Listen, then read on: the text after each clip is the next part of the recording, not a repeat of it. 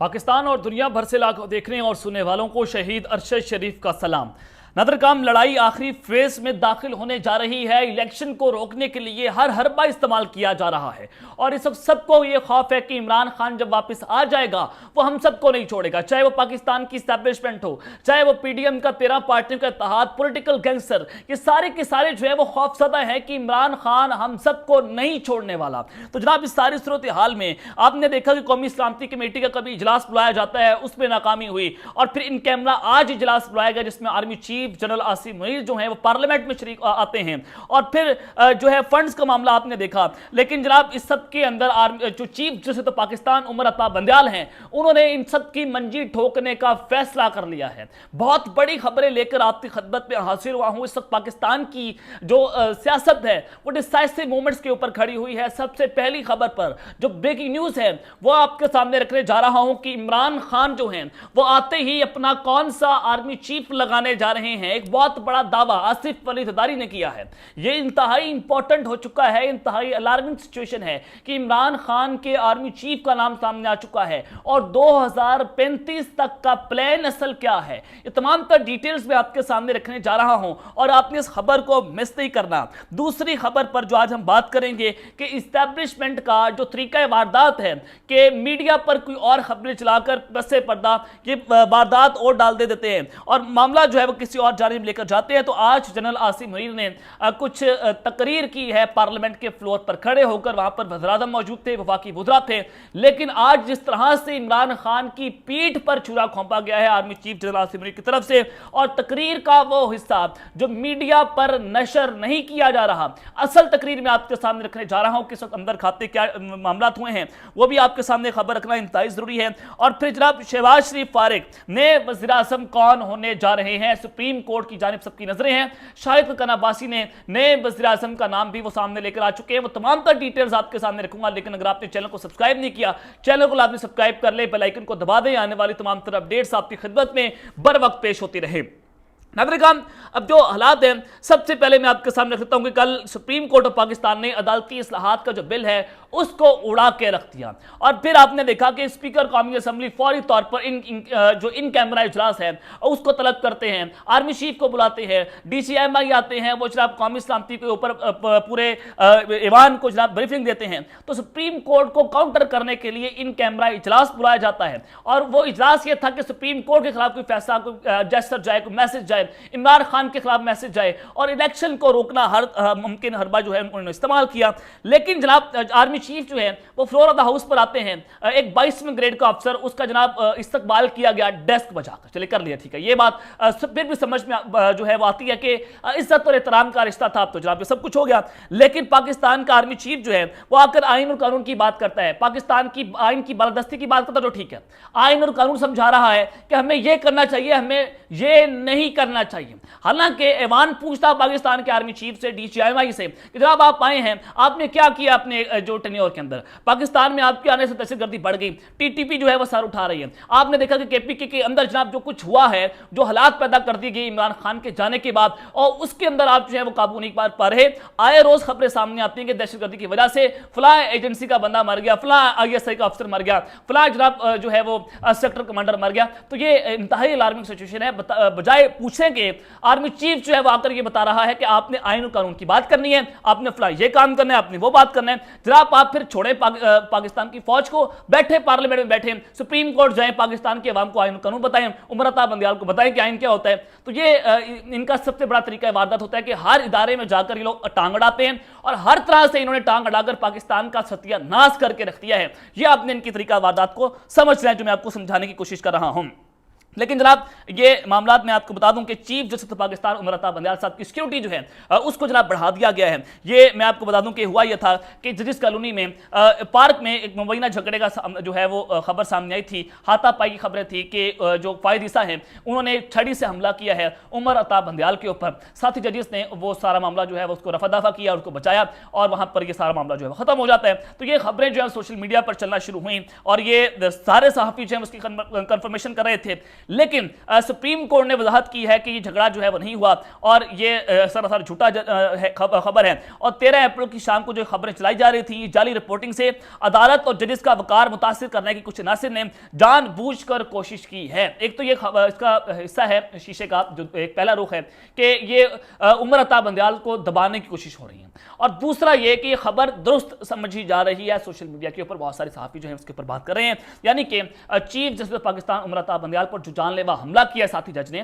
तो या तो उसको कटहरे में लाकर खड़ा किया जाए और फिर यहां पर उनकी जान को खतरा बढ़ चुका है और उनकी सिक्योरिटी को मेरे जराए बताते हैं कि हाई अलर्ट कर दिया गया है कि ये लीगी गुंडे जो हैं, यानी कि अपने गंदी मछलियां अपनी भी अटैक कर सकती हैं और लीगी गुंडों ने पूरा प्लान तैयार कर रखा है। वो जनाब किसी भी आर्मी जो चीफ जस्टिस ऑफ पाकिस्तान है उस पर हमला कर सकते हैं, जस्टिस सजाद की तरह जो है सुप्रीम कोर्ट जो मामला था उसके पर जनाब हमला कर सकते हैं। तो जो सुप्रीम कोर्ट के चीफ जस्टिस हैं उनका जनाब सिक्योरिटी जो है उसको हाई अलर्ट कर दिया गया है, क्योंकि ईद के बाद आखिरी जंग जो है वो शुरू होगी और ये आखिरी फेज में लड़ाई दाखिल हो जाएगी, नया फेज होगा।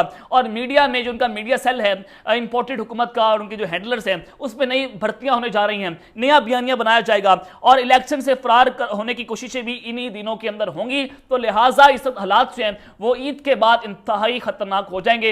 ये मैं आपको एक बहुत बड़ी खबर दे रहा हूं और यही खबर जो है एंकर इमरान रियाज भी दे चुके हैं, ये भी उसकी तस्दीक वो कर चुके हैं। लेकिन जनाब इस सारी सूरत हाल में मैं आपको बता दूं कि शहबाज शरीफ जो है वो जनाब फारिग होने जा रहे हैं और एक नया मुमकिन वज़ीर-ए-आज़म का नाम जो है वो भी सामने आ चुका है। मैं सबसे पहले ये खबर आपके सामने रखने जा रहा हूं। देखें, शहबाज शरीफ के ऊपर तौहीन अदालत लग सकती है, फंड जारी नहीं कर रहे और आज सुप्रीम कोर्ट ने बाकायदा तौर पर स्टेट बैंक ऑफ पाकिस्तान को डायरेक्टली ये पैगाम दिया है, डायरेक्टली उनको ये हदायत की है कि आप इलेक्शन कमीशन को 21 अरब के फंड जारी कर दें। अगर वहां पर भी हुकूमत पार्लियामेंट के जरिए टांग अड़ाने की कोशिश करती है तो सुप्रीम कोर्ट के फैसलों को हवा में उड़ाया जा रहा है। तो इस सारी सूरत हाल में मरियम नवाज जो हैं वो अपने चचा को नाअहल करवाना चाहती हैं और समझती हैं कि अगर इनके चचा नाअहल होंगे तो वो वज़ीर-ए-आज़म बनेगी। तो शहबाज शरीफ जो है वो कुर्बानी का बकरा उनको बनाया जा रहा है। बॉर्डर्स पार से जो फायरिंग हो रही है और उसमें जनाब शहबाज शरीफ जो है वो राहगीर हैं और वो सियासी शहीद बनने की कोशिश जो है वो कर रहे हैं। तो मैं यहाँ पर आपको जो खबर देने जा रहा हूँ, शाहिद हक्कान अब्बासी साहब जो हैं उनसे कुछ सवाल पूछे गए हैं, उन्होंने उसके जवाब दिए हैं।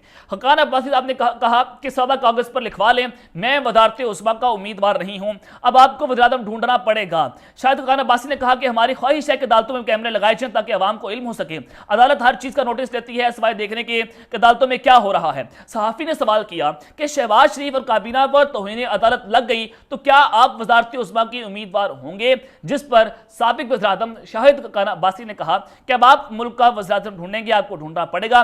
सादिक आगाज पर लिख वाले में मैं वज़ारत उस्मा का उम्मीदवार नहीं हूं और इस वक्त हर शख्स सुप्रीम कोर्ट की तरफ देख रहा है। आज मुल्क की आला तरीन अदलिया की साख मुतासिर हो रही है। कानून और अदालतें जो हैं वो तशरीह कर सकती हैं। कानून बनाना पार्लियामेंट और अवाम के मुंतखब नुमाइंदों का काम है। हर इदारा अपने दायरा इख्तियार में रहकर काम करे। जब मनमानी शुरू कर दे तो मुल्क में इंसाफ नहीं होता। चीफ जस्टिस वज़ीर-ए-आज़म को इन चीज़ों को देखना होगा और उन्होंने कहा कि चीफ जस्टिस तवक्को है कि वो अपनी जिम्मेदारी जो है वो पूरी करेंगे। दुनिया के किसी निज़ाम में नहीं है कि आप अपील का हक ना दें। ये हमारे निज़ाम की खराबियाँ कि हर बात का नोटिस लिया जाता है, लोगों को इंसाफ नहीं मिलता तो इसका भी नोटिस कौन लेगा। लेकिन जनाब जो हक्कान अब्बासी साहब जो हैं उन्होंने ये मैसेज तो दे दिया कि शहबाज शरीफ जो है वो किसी वक्त नाअहल हो सकते हैं और अगर नाअहल हो गए तो वो वज़ीर-ए-आज़म नहीं होंगे, यानी कि उन्होंने हाथ खड़े कर दिए हैं नून लीग से। तो कोई और वज़ीर-ए-आज़म ज़रूर हो सकता है, राना सनाउल्लाह को बना लें या फिर ख्वाजा आसिफ जो है वो भी आ सकते हैं। तो ये 2-3 नाम जो हम गर्दिश कर रहे हैं इस वक्त इस्लामाबाद की फिजाओं में, लेकिन शाहिद हक्कान अब्बासी जो है वो इस वक्त वज़ीर-ए-आज़म नहीं हो। इसहाक डार जो है उनको भी जनाब ये मुमकिन तौर पर ओहदा दिया जा सकता है, लेकिन वो सेनेटर हैं तो उनके लिए ये इलेक्टेड मेंबर्स नहीं हैं तो उनके लिए मुश्किल होगी। लेकिन ये जनाब मामला जो है वो कहीं ना कहीं ये ज़ेरे बहस है और शहबाज शरीफ जो है उनको पार्टी ये मशवरा दे रहे हैं कि आप सरेंडर कर दें और आप पीछे हट जाएं, क्योंकि अब आप जो है बंद गली में आपको धकेल दिया जा चुका है और आपके लिए वापसी का रास्ता मौजूद नहीं है। सुप्रीम कोर्ट ऑफ पाकिस्तान ने अब आपको उड़ाने का फैसला कर लिया है। जो लड़ाई आप लड़ने जा रहे थे, जो कुछ आप कर रहे थे, तो ये आपकी कानूनी टीम की जो है वो नाकामी है। और ये सेनेटर अफनानुल्लाह खान न्याजी जो कि पाकिस्तान मुस्लिम लीग नवाज के सेनेटर हैं, अपने अब्बू की सीट के ऊपर सेनेटर बने थे क्योंकि इनके वालिद साहब जो हैं वो वफात पा गए, तो उन्होंने कहा कि हमारी कानूनी टीम जो है वो पूरी तरह से फेल हो चुकी है। तो ये आपके लिए बहुत बड़ा मैसेज है कि इस अंदर खाते क्या डिटेल्स हो रही हैं। लेकिन जनाब जनरल आसिम मनीर ने किस तरह से पीठ पर छुरा घोंपा है और ये जो हरकतें की जा रही हैं ये भी इंतहाई नाज़ेबा है। सबसे पहले आपको बता दूं कि आर्मी चीफ ने जो गुफ्तगू की कि दहशतगर्दों से मुज़ाकरात का खुमियाजा इनकी मजीद बंदी की सूरत सामने आया है कि टीटीपी से जो मुज़ाकरात किए गए वो इंतहाई गलत थे। ये मुज़ाकरात बेसिकली किसने किए, ये इमरान खान की जानिब इशारा है, जनरल बाजवा की जानिब इशारा है, फैज़ समीर साहब की जानिब इशारा है कि टीटीपी से मुज़ाकरात नहीं होने चाहिए। लेकिन जुलाई 2022 में राणा ने एक ट्वीट किया था, उसमें उन्होंने कहा था कि हमें टीटीपी के साथ बैठकर बात करनी चाहिए। क्या उस तरफ आप इशारा करेंगे? यह आपके लिए समझना जरूरी है कि इमरान खान की पॉलिसीज के ऊपर आज फैसला सुनाया कि जनाब आपकी पॉलिसी से पाकिस्तान खुमियाजा भुगत रहा है, लेकिन अगर रसौला तक जो है वो ट्वीट करेगा उससे पाकिस्तान को नुकसान नहीं होगा। अगर आप पाकिस्तान की जैसे फेर के रख देंगे रजीम चेंज करके, उससे भी पाकिस्तान को नुकसान नहीं होगा। आज जो कुछ हो रहा है और जो हम खुमियाजा भुगत रहे हैं उसका जिम्मेदार कौन है, वो कौन है जो सब कुछ कर रहा है, इस पर आर्मी चीफ ने वो बात नहीं करेंगे। उन्होंने कहा कि इंटेलिजेंस बेस्ड ऑपरेशन जारी है, दहशतगर्दों के पास रियासत की रीढ़ को तस्लीम करने के अलावा कोई रास्ता नहीं है। इस वक्त पाकिस्तान में अल्हम्दुलिल्लाह कोई नो गो एरिया नहीं है। तभी हम देख रहे हैं कि रोजाना दहशतगर्द जो है पाकिस्तान की फोर्सेस के ऊपर हमले कर रहे हैं, हमारे रोजाना जवान जो है वो शहीद हो रहे हैं। तो उसका जवाब कौन देगा कि हर जगह पर दहशतगर्द जो है सर उठा रहे हैं और आप कह रहे हैं कि मुल्क में इलेक्शन नहीं हो सकते क्योंकि पाकिस्तान में दहशतगर्दी है। तो अब आप क्या करने आए पाकिस्तान के अंदर? पाकिस्तान के आगे सही क्या कर रहे हैं, पाकिस्तान का आर्मी चीफ क्या कर रहे हैं, डीजीआई सही क्या कर रहे हैं? अगर इंटेलिजेंस बेस्ड ऑपरेशन हो रहे हैं तो इसके ऊपर सवालिया निशान है कि आसिम मनीर साहब ने बात की है। लेकिन उन्होंने कहा कि कलदम टीटीपी से बात करना हमारी गलती थी, नया और पुराना पाकिस्तान का बयानिया छोड़कर हमारे पाकिस्तान का बयानिया चलाना होगा। तो ये भी इमरान खान को टॉन्ट किया गया है पाकिस्तान के आर्मी चीफ की तरफ से। अब आप खान साहब को सिखाएंगे कि आपने फलां करना है, आपने फलां नहीं करना। अब भाई आप पहले अपनी दायरे के अंदर रहकर पाकिस्तान की सिक्योरिटी के ऊपर बात करें। अगर आप कह रहे हैं कि पाकिस्तान में हम सिक्योरिटी नहीं दे सकते, जो ऑपरेशन है वो जारी है, दहशतगर्दी जो है वो बढ़ चुकी है, तो अब आप वो तो काम पहले कर लें, फिर आप खान साहब को बताइएगा कि आपने पुराना पाकिस्तान बनाना है या नया पाकिस्तान बनाना है या हमारे पाकिस्तान की बात करनी है। तो ये आपने समझ लिया कि दो तीन जो बारीक वारदातें डाली गई हैं और इमरान खान की पीठ पर छुरा घोंपा गया है, इसको आप नजरअंदाज नहीं कर सकते। तो जनाब ये लड़ाई जो है वो खतरनाक होती चली जा रही है और इमरान खान के जो नए आर्मी चीफ हैं वो कौन होने जा रहे हैं, इस हवाले से आसिफ फरीदारी साहब जो हैं वो मैदान में आए हैं। पहले भी खान साहब के ऊपर इल्ज़ाम लगाया गया कि इमरान खान जो हैं वो जनरल फैज़ को आर्मी चीफ बनाने लगे थे और बनाकर वो 10 साल के लिए पाकिस्तान के वज़ीर-ए-आज़म मुंतखब होने जा रहे थे। तो इस वजह से जनरल बाजवा ने रजीम चेंज की और जनरल बाजवा ने रजीम चेंज करके हमें ये इख्तियार दिया कि आप अपनी मर्जी का आर्मी चीफ जो है वो लगाएं। तो आसिफ फरीदारी जो है इस हवाले से उन्होंने एक बहुत इंपॉर्टेंट इंटरव्यू दिया है। उन्होंने कहा कि इमरान खान अपना आर्मी चीफ लाकर 2035 तक का प्लान बनाकर बैठे हुए थे। हम सियासी सोच के तहत तहरीक एतमाद लाए, हमें इलेक्शन पर ही टाइमिंग पर इतराज है, एक दिन इलेक्शन होते हैं तो ये आईनी हक है। उन्होंने जियो न्यूज को खुसूसी इंटरव्यू देते हुए कहा कि इमरान खान साहब जो है वो अपनी प्लानिंग कर रहा था, तमाम जमातें मिलकर बैठकर फैसला करें, जितनी जल्दी हो एक दिन में इलेक्शन हो, कोशिश है कि अक्टूबर में इलेक्शन हो जाए, देखते हैं हालात क्या होते हैं। पाकिस्तान में एक दिन इलेक्शन होते हैं तो ये आईनी हक है, हमें इलेक्शन पर नहीं इतराज, टाइमिंग पर इतराज है। किसी जमाने में एमएनएस के इलेक्शन एमपीएस से पहले होते थे तब भी इशू बनते थे। उन्होंने कहा कि इमरान खान और मिनी डोमिसाइल में फर्क है, सिंध डोमिसाइल वाला भी वज़ीर-ए-आज़म बन सकता है, क्यों नहीं बन सकता। शहबाज शरीफ नायल हुआ तो सिंध के डोमिसाइल वाला वज़ीर-ए-आज़म बन सकता है। ये जनाब आपके लिए समझना जरूरी है कि अगर शहबाज शरीफ नायल होगे तो ये कहां पर इशारा है कि बिलावल भुट्टो को आर्मी चीफ बनाया जो है वज़ीर-ए-आज़म बनाया जाएगा। तो ये आपके लिए समझना इंतहाई जरूरी है कि ये इशारा किस जानिब हो रहा है। और बाजवा ने कहा था कि 5 मिनट मार्शल लगा सकता हूं। बाजवा से कहा कि था बिस्मिल्लाह करें, शेर पर चढ़ना आसान, उतरना मुश्किल होता है। उन्होंने कहा कि इमरान खान मकबूल नहीं है, उसके पास बेचारे बच्चे हैं जिनको तनख्वाह देता है। मुझे बताएं तो सही कि मौजूदा अपोजिशन पर कौन सा गलत केस है। इमरान खान ने तोहफा बेच दिया, खुदा का खौफ कर देने वाला क्या सोचता होगा। मैंने तो कोई घड़ी या तोहफा नहीं बेचा। साकिब निसार ने मर्सिडीज उस वक्त देखी जब चीफ जस्टिस बना, अपने दौर में जिसकी तनख्वाहें बढ़ाई, नौकर गाड़ियां पेंशन दी। तो जनाब ये आपके लिए समझना जरूरी है कि अंदर खाते क्या गेम हो रही है। बिलावल भुट्टो को वज़ीर-ए-आज़म बनने की जो है वो कोशिशें करवाई जा रही हैं और इनके साथ जो आर्मी चीफ के लिए जो चीज़ें हैं कि इमरान खान साहब को हटाया गया ताकि अपना आर्मी चीफ लगाकर बिलावल भुट्टो के लिए उन्होंने चीज़ें जो हैं वो जनाब हमवार करवाई। तो अब तक लेते हैं, अपना ख्याल रखिएगा, ख्याल रखना है। अल्लाह ने निगहबान, पाकिस्तान जिंदाबाद।